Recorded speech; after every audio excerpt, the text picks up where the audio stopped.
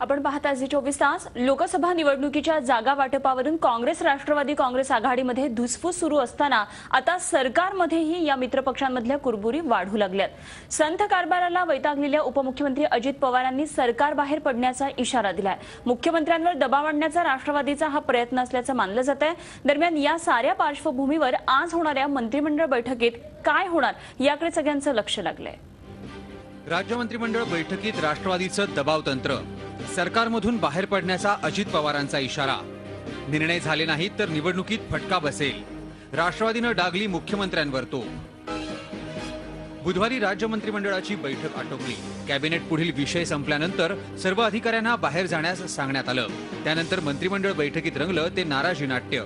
मुख्यमंत्र्यांच्या कार्यपद्धतीवर नाराज असलेल्या राष्ट्रवादी काँग्रेसनं थेट सरकारमधून बाहेर पडण्याचा इशारा दिला.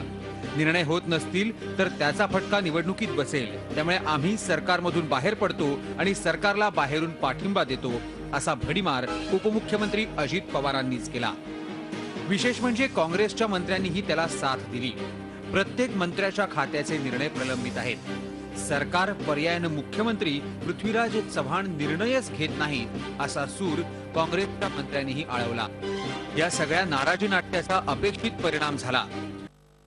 तातडीनं कामाला लागले.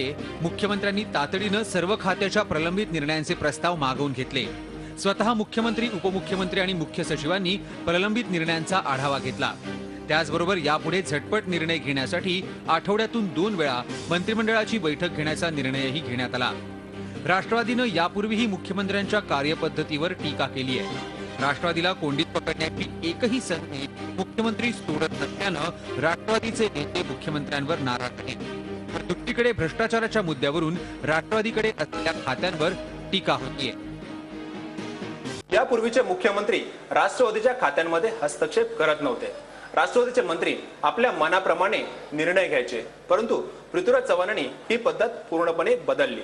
राष्ट्रवादीच्या मंत्र्यांचे प्रत्येक निर्णय पृथ्वीराज चव्हाण तपासू लागले आणि त्यामुळे कुठेतरी ही बाब राष्ट्रवादीला खटकू लागली आणि त्यामुळे थेट मुख्यमंत्र्यांवर दबाव आणण्याचा राष्ट्रवादीने प्रयत्न सुरू केला. मंत्रिमंडळातून बाहेर पडण्याची दिलेली धमकी या दबाव तंत्राचाच एक भाग असल्याचं बोललं जाते. दीपक बातुसे, झी मीडिया, मुंबई.